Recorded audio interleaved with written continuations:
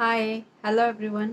तो इस वीडियो में मैं बता रही हूँ आपको कुछ ऐसी मेडिसिन्स के बारे में जो आपको हमेशा घर पर रखना चाहिए, स्पेशली आज जब कोरोना बहुत ही ज़्यादा हो रहा है एंड आपको हॉस्पिटल जाना एंड मेडिकल शॉप जाना बहुत ही ज़्यादा रिस्की है। तो आप कुछ जो बहुत ही कॉमनली यूज्ड मेडिकेशंस होते हैं स्पेशली बच्चों में, तो वो आप घर पर रखिए।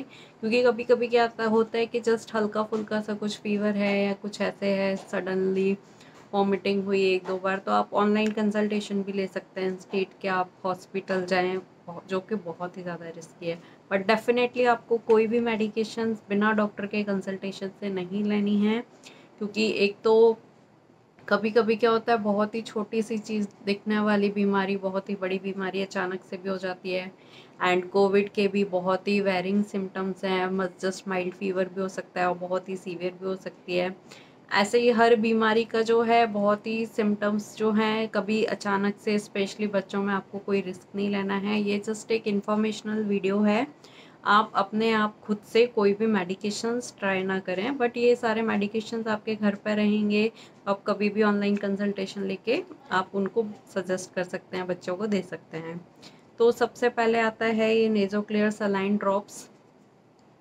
तो जो कि छोटे बच्चों में क्या होता है, स्पेशली जो न्यूबॉर्न्स होते हैं या फिर जो स्पेशली इन्फेंट्स में काफ़ी जो है नॉइज़ी ब्रीदिंग बहुत ही कॉमन होती है। And most of the doctors जो हैं आपको सबसे पहले सलाइन नेज़ल ड्रॉप्स ही प्रेस्क्राइब करेंगे।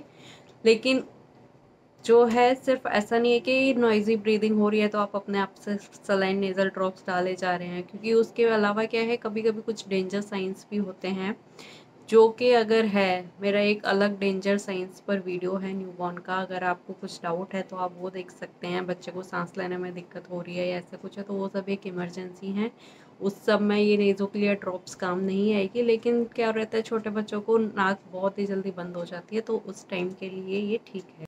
Then next is this paracetamol. बच्चों को फीवर सीजनल वेरिएशन पर या बहुत ही कभी जल्दी आ जाता है या कभी कहीं चोट लग गई, दर्द हो रहा है, तब आप पैरासिटामोल दे सकते हैं। ऑब्वियसली डोज वगैरह सब बच्चों के लिए अलग रहेगी। देन नेक्स्ट इज़ कोली की ड्रॉप्स वगैरह जो आती हैं, कोलिकेट, कोली की ड्रॉप्स।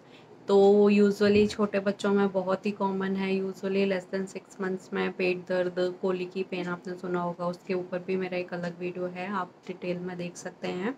और उसके अलावा क्या क्या आपको करना चाहिए, कैसे जो है कोली की रिड्यूस हो सकता है। बट इन केस जब बहुत ही ज़्यादा कोली की हो रहा है तो आप तब ये दे सकते हैं कोली की।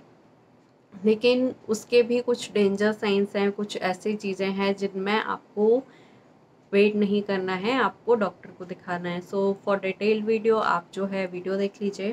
देन नेक्स्ट आता है ये उल्टी का सिरप, एमसेट, ऑनडेम, आप जो भी ले सकते हैं, आपके पास जो भी है। अगर कभी बच्चों को क्या है, गैस की प्रॉब्लम काफ़ी ज़्यादा हो जाती है, कभी कभी कुछ खा लिया ज़्यादा, या फिर क्योंकि स्पेशली छोटे बच्चों में उतना कभी कभी एक्टिविटी नहीं है या उनको इंडाइजेशन भी बहुत ही जल्दी होता है, उल्टी हो रही है उससे, तो तब आप ये उल्टी का सिरप दे सकते हैं। लेकिन अगर बार बार उल्टी हो रही है, इससे बंद नहीं हो रही है, तो आपको जो है डॉक्टर को इमीडिएटली कंसल्ट करना है। अगर उल्टी का सिरप देने के बाद उल्टी विद इन 5-10 मिनट्स 15 मिनट हो जाती है तो आप फिर से दे दीजिए। विद इन एटलीस्ट अगर आधे घंटे के अंदर उल्टी हो गई है तो आप दोबारा से सिरप दे सकते हैं। लेकिन अगर आधा पौन घंटा हो चुका है, 1 घंटा हो चुका है, तो आप जो है फिर भी बार बार उल्टी हुई जा रही है तो आप डॉक्टर से मिल लीजिए। Then next is this ORS।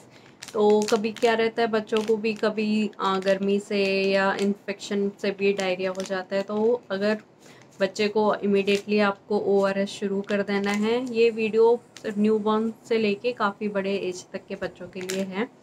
तो आपको ORS इमीडिएटली स्टार्ट कर दीजिए, फिर आप अपने डॉक्टर से कंसल्ट कर लीजिए, क्योंकि उसके अलावा भी अगर एंटीबायोटिक चाहिए या नहीं चाहिए, बाकी उसके अलावा क्या चाहिए, वो सब आपको डॉक्टर बताएंगे। Then next is this probiotic. तो प्रोबायोटिक्स जो रहता है उसमें भी क्या है, कभी बच्चे को इंडाइजेशन हो रहा है या फिर डायरिया हो रहा है तो उसमें देना पड़ता है। तो अगर तो वो भी आप अपने डॉक्टर से पूछ लीजिए। लेकिन क्या है, ये सारे बहुत ही कॉमनली मेडिकेशंस है जो कि बच्चों को ज़रूरत पड़ती है, तो आपके घर में रहेंगे तो अच्छा है। Then next is this gas की टैबलेट है ये। तो ये जो है बच्चों को गैस प्रॉब्लम बहुत ही जल्दी हो जाती है, तो उस टाइम आप अपने डॉक्टर से कंसल्ट करके, या फिर जो है अगर बच्चा बता रहा है, बड़ा बच्चा, उसको इंडाइजेशन फील हो रहा है, नोज़िया हो रहा है, तो आप तब दे सकते हैं।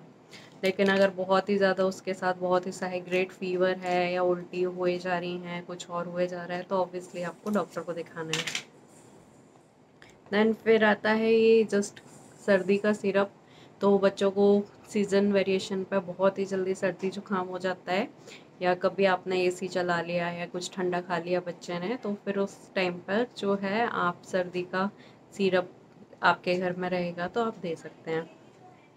देन नेक्स्ट इज़, अगर आपके बच्चे को कॉन्स्टिपेशन का प्रॉब्लम रहता है, तो ये लैक्टुलोज सिरप जो आते हैं, तो वो वैसे तो आपको पूरा डाइट पर कंसंट्रेशन करना है, और बाकी जो मेरा कॉन्स्टिपेशन वाला वीडियो है आप वो देख लीजिए कि आपको क्या क्या करना चाहिए एंड कब आपको डॉक्टर को कंसल्ट करना चाहिए। बट फिर भी कभी कभी हो जाता है कि बच्चे को बहुत ही ज़्यादा पेन हो रहा है, तो उस टाइम में ये जो है आपको हेल्प कर सकता है।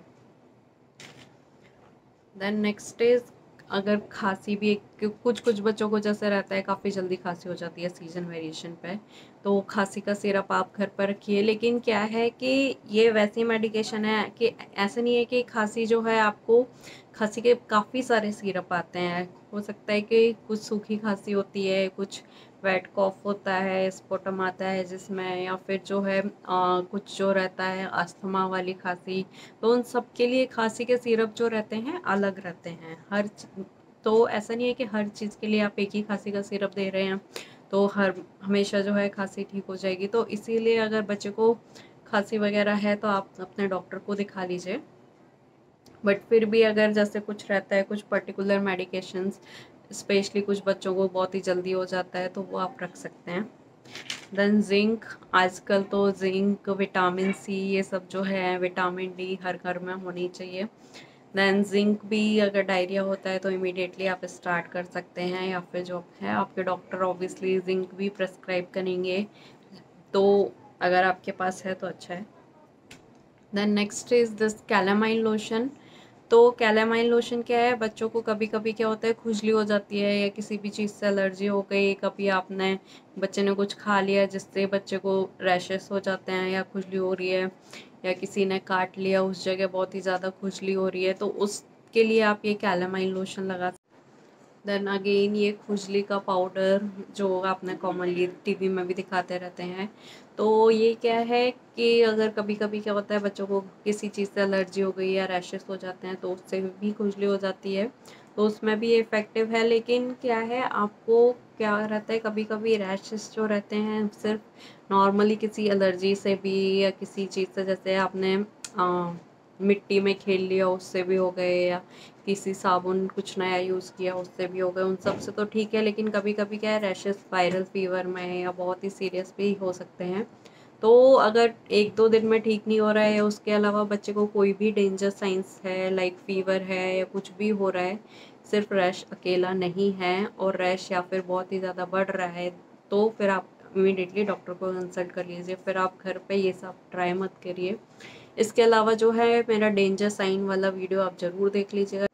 तो गूगल पे पढ़ के आप खुद से ऐसे कुछ भी मेडिकेशंस मत दीजिए। ये सिर्फ एक इमरजेंसी के लिए है कि कभी आपको ज़रूरत पड़ गई, आप रास्ते में हैं, या जैसे रात है तो आपने दे दी, फिर उसके बाद इमीडिएटली डॉक्टर को कंसल्ट कर लीजिए। बट अगर कोई डेंजर साइन है तो आपको रात को ही इमरजेंसी में कंसल्ट करना है।